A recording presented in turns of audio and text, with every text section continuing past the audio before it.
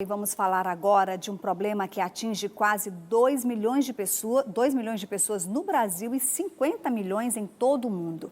A epilepsia é uma alteração temporária e irreversível do funcionamento do cérebro que causa desmaios, contrações musculares e respiração ofegante. Como surge e quais são os tratamentos disponíveis? Quem tem essas informações para a gente é a Camila Marques. Ela está com um médico que trata pacientes, com essa doença. Camila, a epilepsia tem cura? Célia, a epilepsia tem cura sim, é uma doença neurológica e que ela pode aparecer em qualquer fase da vida. Mas quem vai explicar melhor para a gente sobre esse assunto é o neurocirurgião Márcio Ferreira, que está aqui do meu lado. Bom dia, doutor. Para começar, para quem está em casa, explica para a gente o que é a epilepsia. Bom dia. Bom dia, Camila. Bom dia a todos. A epilepsia é uma alteração temporária e irreversível que ocorre no funcionamento do cérebro. Sendo que a gente não pode levar em consideração o uso de drogas, álcool ou outros distúrbios metabólicos. Essa alteração acontece em determinada parte, que o cérebro começa a emitir sinais errados ou incorretos, e essa alteração pode ficar restrita a um local, que é quando a gente chama de crise focal, ou essa alteração pode se espalhar para os dois hemisférios cerebrais, que é quando a gente chama de crise generalizada. Agora, doutor, quais os sintomas, para a gente começar a ficar atento, para desconfiar que alguém pode estar desenvolvendo essa doença, a epilepsia? Bem, quando a gente tem uma crise de ausência, geralmente o paciente desconecta da realidade. Então, ele perde um pouco o contato e logo depois volta a retomar as atividades. Isso acontece principalmente com as crianças.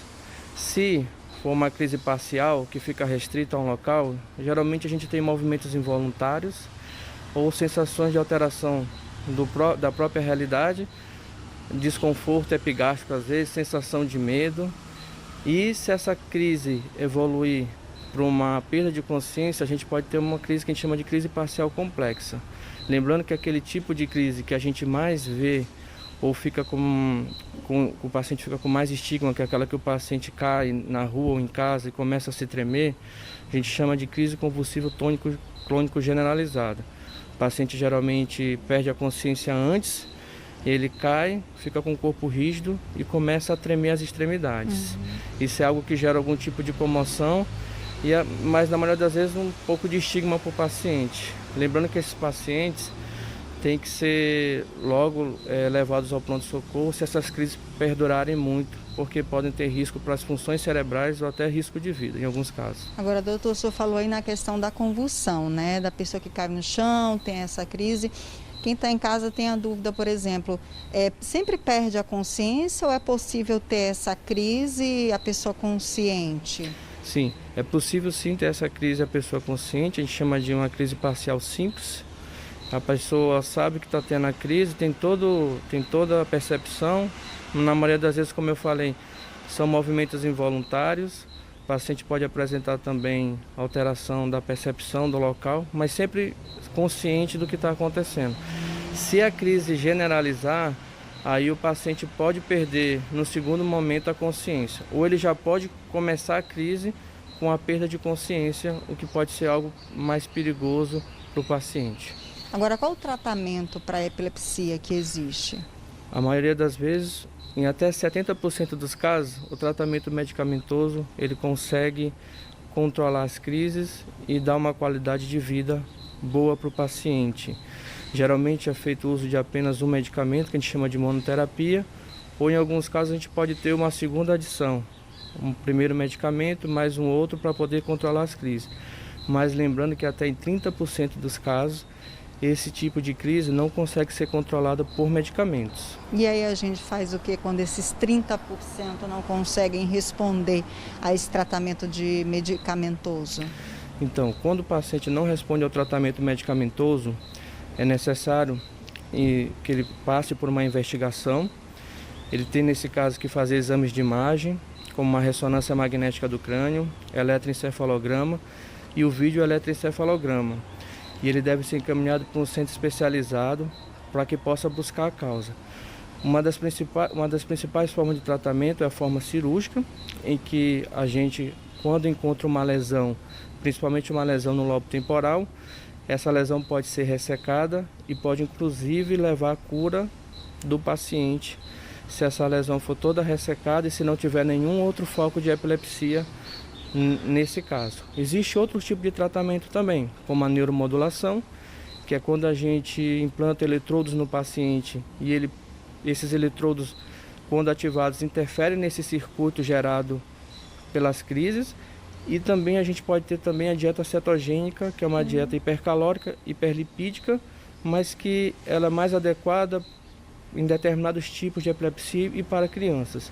Os estudos mostram que a principal forma de tratamento, dentre essas que eu citei, são as cirurgias. Além do potencial curativo, ela pode, quando não cura completamente, controlar as crises e dar uma boa qualidade de vida para esses pacientes que sofrem tanto e acabam sendo tão estigmatizados na sociedade. Agora, doutor, tem a questão da epilepsia refratária. O que seria isso? Isso. A epilepsia refratária é justamente quando o paciente não consegue responder de forma adequada a 2 medicamentos antiepiléticos empregados na dose correta e que sejam tolerados pelos pacientes. A partir daí eu já tenho um quadro diagnosticado com uma epilepsia refratária e eu tenho que buscar essas outras alternativas, e quanto mais cedo o paciente buscar essas alternativas ou for encaminhado para um centro especializado, maior vai ser a chance dele controlar e melhor qualidade de vida ele vai ter. Agora, doutor, tem aquela questão de mitos, né? Por exemplo, a epilepsia tem a ver com a genética ou é apenas um mito?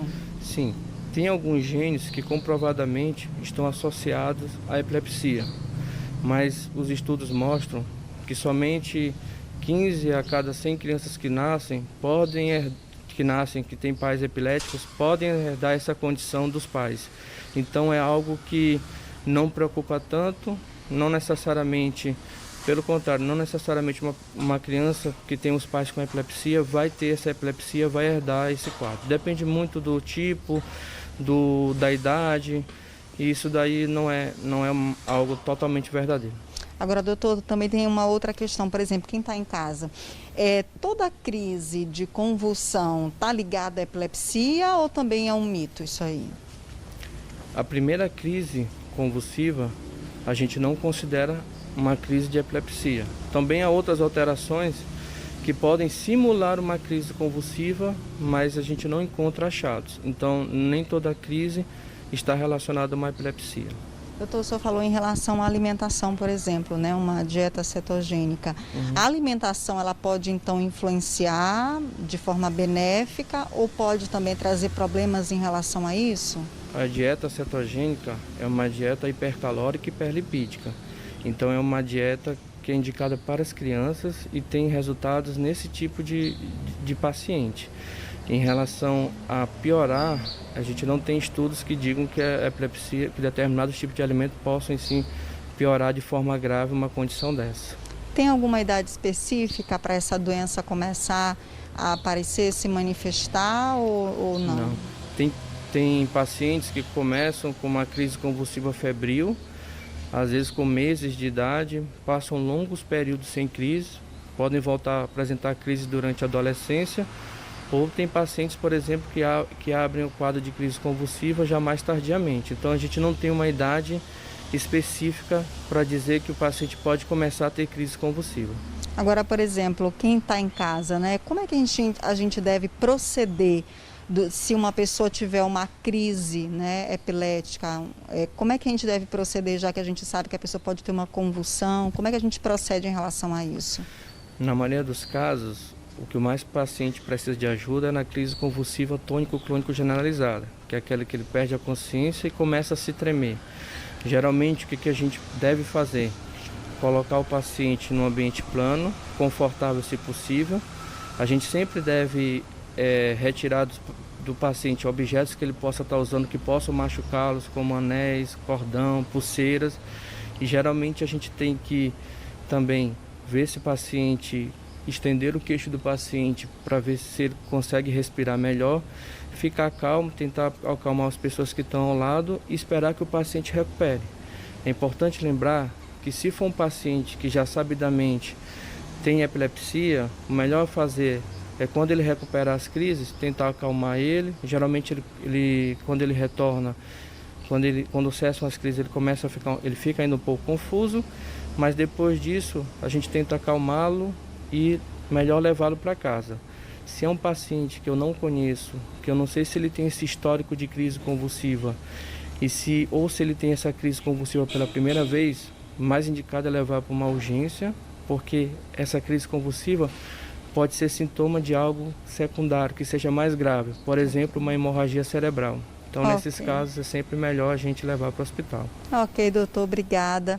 Então, para quem está em casa, gente, lembrando que a epilepsia tem cura, então qualquer tipo de sintoma, a recomendação é procurar um médico, uma emergência, se você não sabe o médico especializado, e aí o médico vai lhe encaminhar para um especialista específico para tratar da doença. Eu volto com você, Célia.